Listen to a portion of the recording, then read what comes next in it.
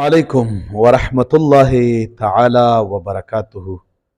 ګرانو معززینو دوستانو، د مصروفیاتو سره سره الحمدلله د سوشل میډیا په ذریعہ باندې د تعلیم او د تبلیغ او د دعوت کار روان دی. الله تعالی دې قبول او منظور کی.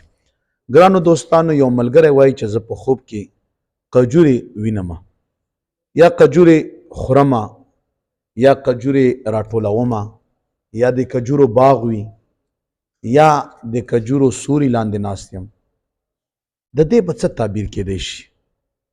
د کجورو په هکله باندې مختلف تعبیرات دي. که زه وایم چې هغه شپږ اووه تعبیرات دي نو دا به کمه وي.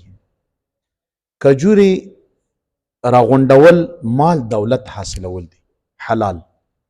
کجوره خوړل د تا د رزق د توانایي او د تا د سټمنې د هغې ثبوت او دلیل دی.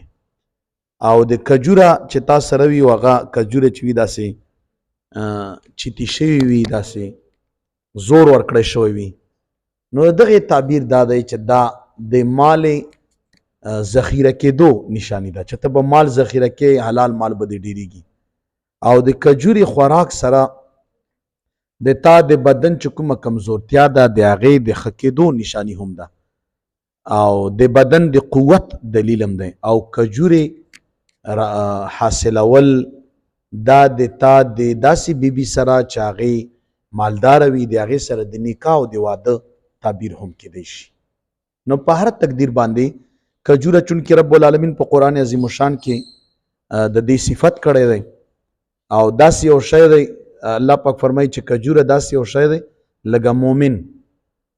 یعنی کجوره هم هر وخت خلکو ته فایده رسوي، هر موسم کې اویلیبل وي. او مومن چې وي دام په هر وخت کې چې موجود وي خلکو ته خیر او فایده رسوي. نو ګرانو دوستانو، دا د کجوري د خوراک د موندلو د هغې د سوري لاندې کېناستلو د رزق حلال د فراخۍ نشاني ده او د ښه ژوند تعبیر دی. نو چې چا هم په خوب کې کجوري لیدلی وي او ښې کجوري لیدلی وي، دا تعبیر دی د ښه والي، د خوشقسمتۍ، د واده، د مالدارۍ، د مال د ذخیره کېدو، د بدن د شفا، د بدن د سټمنې، د بدن د ویټامینو او د بیمارۍ نه د صحت تعبیر دی. نو رب العالمین مو خوشحال لره، زبردست تعبیر دی. جزاکم الله خیره.